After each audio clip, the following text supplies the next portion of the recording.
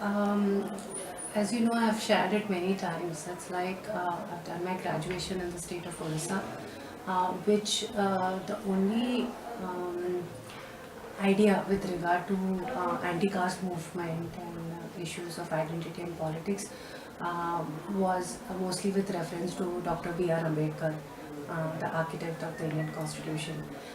But even there, we knew him only as more as an architect of the Indian Constitution rather than as a leader of anti-caste struggles.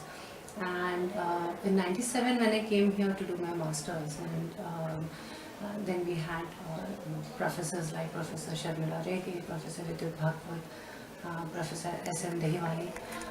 And in most of the discussions and most of the ideas, things started coming out very clearly that we need to look at the whole idea of social reform movement, that we used to understand it mostly from the perspective of rather liberal thinkers.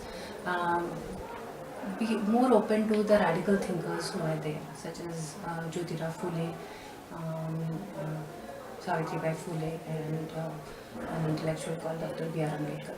So for me, introduction to Savitribai Phule was through the sociology of gender class, which was taken by, taught by Sharmila and Vidut Bhagwat, and I was introduced to her as the first woman teacher in Maharashtra, and for me that was very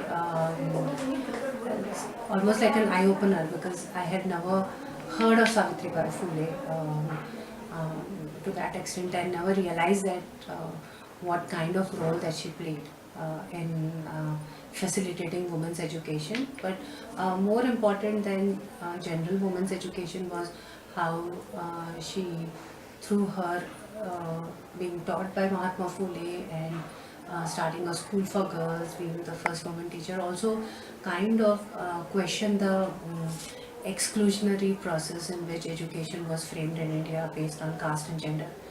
And that for me was a very, very interesting point. And since then, there have been changes in the syllabus and all. We do talk about it. I mean, even in the Sociology of India paper, we have a whole section on Mahatma Phule, but we don't have a section on Savitribai Phule in terms of feminist approach. Yeah. So we still don't have a section on Savitribai Phule as a thinker, as an intellectual who wanted to understand. But yes, through the readings under sociology of gender courses, we did get introduced, and in that way, she is a very, very important, I would still say, important national icon. But the way her identity is framed, she has still remained a regional icon and um, a regional person of inspiration for many of us scholars.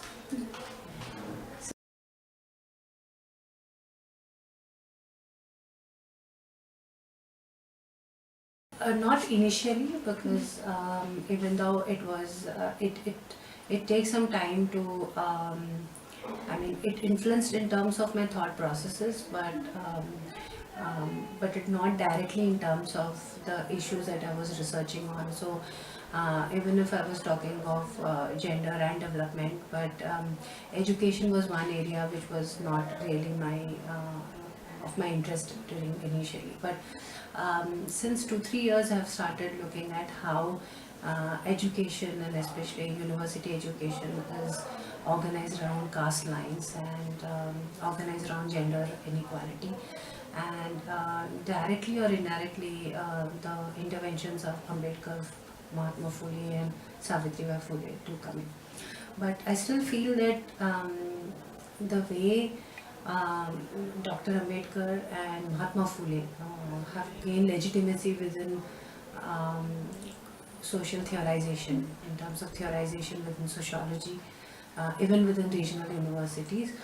You don't find that kind of legitimacy being given to Savitribai Phule.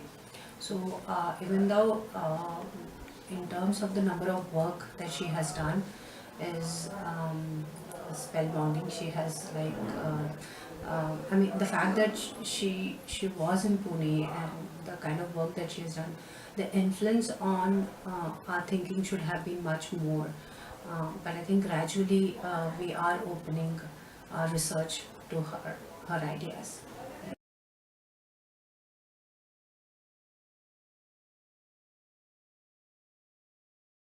This is a very difficult and a very challenging question, and I have been thinking about this, but it always gives me very contradictory answers. That yes, it is true that I mean, if I have to look at the statistics on rape or the statistics on sexual like violation, molestation, or this whole idea about being insecure in public and in private spaces, one would find that yes, I mean, the visibility of this violence is much higher in India.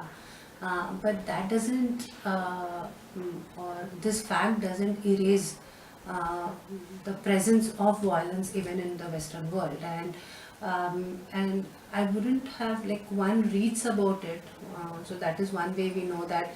So it is just not India as violent and West as safe and secure, but increasingly even in my communication, talking, and in dialogue with students from different parts of the world when they are in the classroom. So if they are part of the India class or gender class or like whatever. So I try to push them to thinking in terms of like can we think of parallel examples from India and from the places they come from. And and especially in the gender class when we talk about gender and violence, it comes out very clearly that it's not as if violence is endemic only to the Indian culture or Indian state and society, but it is there in the rest of the world and also in the West. So it is not to create a binary between the East and the West, but rather that gender violence is part of any structure that is either overtly patriarchal or even subtly patriarchal. I think the difference could be in terms of the way the discourses on the rape are structured here to the way the discourses on rape and sexual violence and molestation are structured or framed in the West. And the whole aspect of the fact that like many of the Western like certain scholarship kind of present this whole idea about how the gender issue has already been resolved in the West, but and still it is a matter of concern here. But um, I have seen about how insecure many women feel in the campuses, on the streets, how certain streets are, spaces are segregated based upon gender, race, and ethnicity.